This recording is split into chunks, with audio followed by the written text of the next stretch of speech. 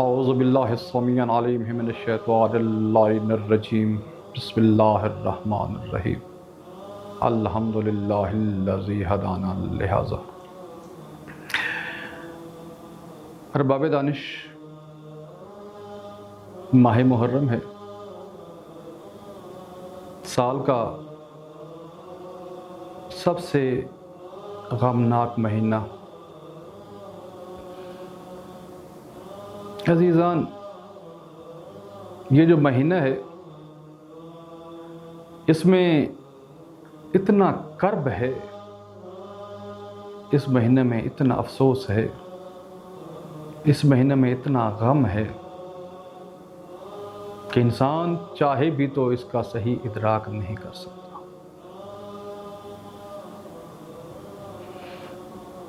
ہم مسلمان نماز پنجگانہ پڑھتے ہیں تو عالم اسلام کا کوئی بھی مکتبہ فکر ہو تو اپنی ہر نماز میں سورہ فاتحہ واجب سمجھ کے پڑھتا ہے، اس کے بغیر نماز ہی ادا نہیں ہوتی۔ تو اس میں ایک آیہ مبارکہ ہے، الحمدللہ رب العالمین، ہر حمد ہے اس رب ذوالجلال کے لیے جو عالمین کا پالنے والا ہے، مالک یوم الدین، جو دین کے دن کا مالک ہے۔ یہ دین کیا ہے؟ اس دین کو ذرا سمجھنے کی کوشش کیجیے۔ دین، اگر ہم اہل لغت سے پوچھتے ہیں تو وہ بتاتے ہیں کہ دین کا مطلب ہے جزا۔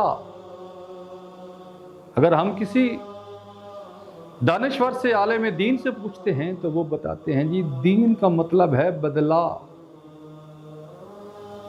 دین کا مطلب ہے جزا، بدلہ اس کا بہتر۔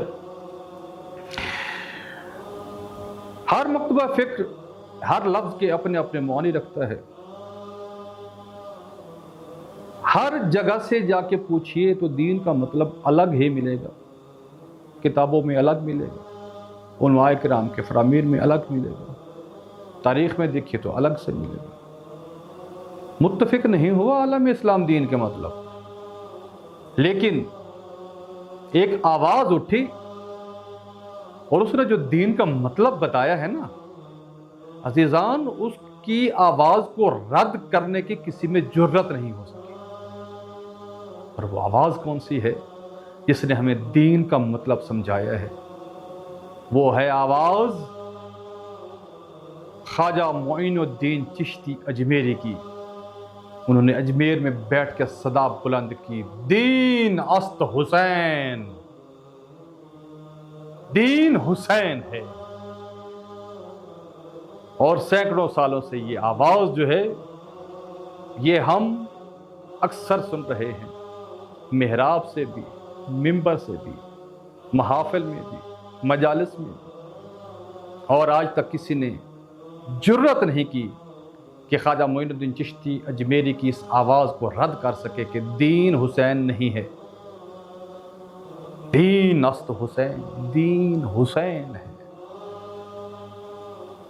تو خالق لم یزل، اگر مجھے آپ اجازت دیں تو کہنے کا مقصد یہ ہے کہ خالق لم یزل اشارہ کر رہا ہے کہ جو حسین کا دن ہے وہی میرا دن ہے، جو حسین کا دن ہے۔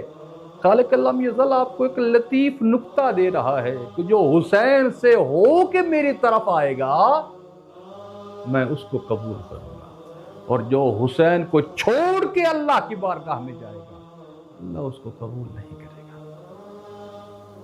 عزیزان، حسین جو ہے وہ ایک استعارہ ہے غیرت کا، جرت کا، ہمت کا، استقلال کا۔ حسین کا نام، ایک ہندو لکھ رہا ہے کہ جیسے ہی میں اپنے گھر میں داخل ہوتا ہوں نا، گھر میں بیٹھی ہوئی 4 مختلف خواتین پر میری نگاہ پڑتی ہے۔ اور میں چاروں کو دیکھ کر یہ تمیز کرتا ہوں کہ یہ میری ماں بیٹھی ہے، یہ میری بیوی بیٹھی ہے، یہ میری بیٹی بیٹھی ہے، یہ میری بہن بیٹھی ہے۔ کہتا ہے کہ جب میں ان چاروں رشتوں میں تمیز کرتا ہوں تو میرا سر جو ہے وہ حسین کی بارگاہ کی طرف جھک جاتا ہے، اور میں کہتا ہوں حسین تیرا شکریہ، تو نے مجھے ان رشتوں کی تمیز سکھائی۔ غیرت کا استعارہ ہے حسین۔ عزیزان، افسوس کے ساتھ کہنا پڑتا ہے کہ حسین علیہ السلام اللہ کے نمائندے ہیں، رسول خدا کے نمائندے ہیں، رسول خدا کے نواسے ہیں، علی و بطول کے بیٹے ہیں۔ اللہ جانے لوگ محمد مصطفیٰ رحمت للعالمین کا کلمہ بھی پڑھتے ہیں اور مخالفت بھی حسین کی کرتے ہیں۔ جس حسین نے توحید بھی بچائی ہے، جس حسین نے رسالت بھی بچائی ہے، جس حسین نے امامت بھی بچائی ہے۔ کیا تھا اگر حسین مدینے میں بیٹھے رہ جاتے؟ گھر بھی بچ جاتا، اہل و عیال بھی بچ جاتے،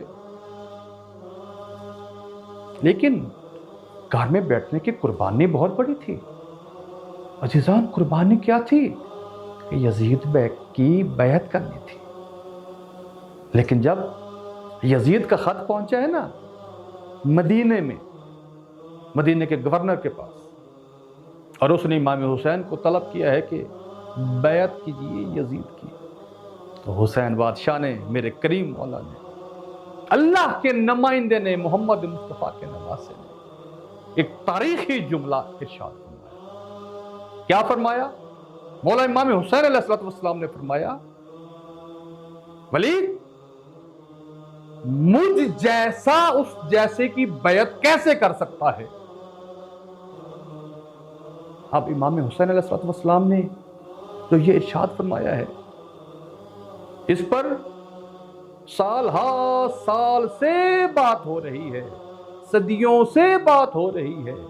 1400 سال گزر گئے حسین کے اس فرمان کو تشریح کرتے کرتے۔ دنیا جو ہے وہ اپنے جذبات کا اظہار کر رہی ہے، لیکن ابھی تک اس جملے کی تشریح جو ہے وہ مکمل نہیں ہوئی۔ کیا فرمایا میرے حسین بادشاہ نے؟ مجھ جیسا اس جیسے کی بیعت نہیں کر سکتا۔ کیسا ہے حسین اور کیسا ہے وہ جو بیعت مانگ رہا ہے حسین؟ حسین بادشاہ نے صرف ایک جملے میں اپنی حقیقت اور مد مقابل آنے والے یزید کی حقیقت ایک جملے میں واضح کر دی، اور امام حسین علیہ السلام نے فرمایا کہ میں ہوں نواسہ محمد مصطفیٰ کا، میں ہوں بیٹا علی و بطول کا، میں ہوں اللہ کا نمائندہ، میں لوگوں کا چنا ہوا نہیں ہوں، میں اللہ کا بنا کے بھیجا ہوا ہوں۔ میری ذات میں کوئی کمی دکھاؤ، کوئی کجی دکھاؤ، کوئی لاغری دکھاؤ، مجھ میں کوئی کمزوری دکھاؤ، مجھ میں کوئی عیب دکھاؤ، مجھ میں کوئی عصیاں کاری دکھاؤ، مجھ میں دنیا کا کوئی عیب دکھاؤ، اور وہ جو مجھ سے بیعت مانگ رہا ہے اس میں کوئی دنیا کی خیر و خوبی دکھاؤ، مجھ جیسا اس جیسے کی بیعت کرے۔ لا حول ولا قوت الا باللہ العلی العظیم۔ حد ہو گئی ہے۔ آج بھی یزید کے پیروکار حسین کے مد مقابل آنے کی کوشش کر رہے ہیں، حسین کے نام کو مٹانے کی کوشش کر رہے ہیں، لیکن حسین کا نام نہ مٹنے والا ہے، کبھی نہ مٹنے والا۔ عزیزان، یاد رکھیے، ایک فارمولہ آپ کو دے رہا ہوں کہ دنیا کی کوئی بھی شخصیت، دنیا کی کوئی بھی تنظیم، دنیا کی کوئی بھی تحریک، چاہے وہ اپنی مقبولیت کے بام عروج پر ہو، اپنی مقبولیت کی آسمان پر ہو، بہت زیادہ پاپولر ہو، اس کے خلاف اگر 3 طاقتوں کا استعمال مسلسل کیا جائے، 3 طاقتوں کا استعمال، تو صرف 3 ماہ کے اندر اس کی مقبولیت کم ہونے لگتی ہے۔ اس کی جو مقبولیت آسمان کو چھو رہی ہوتی ہے، اگر 3 طاقتوں کا مسلسل اس کے خلاف استعمال کیا جائے تو اس کی مقبولیت کم ہونے لگتی ہے، کم ہونے لگتی ہے۔ اور وہ 3 طاقتیں کون سی ہیں؟ پہلی طاقت ہے دولت کی طاقت۔ دنیا کی کسی مشہور ترین پاپولر پرسنالٹی کے خلاف 3 طاقتوں کا استعمال، اس میں پہلی طاقت دولت کی طاقت۔ کسی کے خلاف، کسی تنظیم، تحریک، شخصیت کے خلاف اگر دولت کے بوریوں کے منہ کھول دیے جائیں، مسلسل دولت کا استعمال اس کے خلاف کیا جائے، تحریک ہو، تنظیم ہو، شخصیت ہو، کوئی چیز ہو، تو 3 مہینوں کے اندر اس کی مقبولیت جو ہے وہ کم ہونے لگ جاتی ہے۔ دوسری طاقت کون سی ہے؟ دوسری طاقت ہے قلم کی طاقت۔ کسی شخصیت، کسی تنظیم، کسی پرسنالٹی، کسی بھی تحریک کے خلاف مسلسل 3 ماہ تک اس کی مخالفت میں لکھا جائے، اس کو بدنام کیا جائے، اس کے راستے میں روڑے اٹکائے جائیں، تو 3 مہینوں کے اندر اس کی مقبولیت کم ہونے لگتی ہے۔ تیسری طاقت کون سی ہے عزیزان؟ تیسری طاقت ہے ہتھیار کی طاقت۔ کسی کے خلاف مسلسل 3 ماہ تک مسلسل ہتھیار استعمال کیا جائے تو تاریخ انسانی شاہد ہے کہ اس کی مقبولیت کم ہونے لگتی ہے۔ کتنا بڑا معجزہ ہے حسین کی ذات کا کہ یہ تینوں طاقتیں ایک ایک کر کے نہیں، تینوں طاقتیں اکٹھی ہو کر 1400 سال سے حسین اور حسینیت کے خلاف استعمال ہو رہی ہیں، لیکن معجزہ ہے حسین کی ذات کا کہ آج بھی حسین زندہ باد ہے۔ حسین کل بھی زندہ باد تھا، آج بھی زندہ باد ہے، آئندہ بھی زندہ باد رہے۔ نہ حسین کے نام میں کوئی کمی ہے، نہ حسین کے پیغام میں کوئی کمی ہے۔ عزیزان،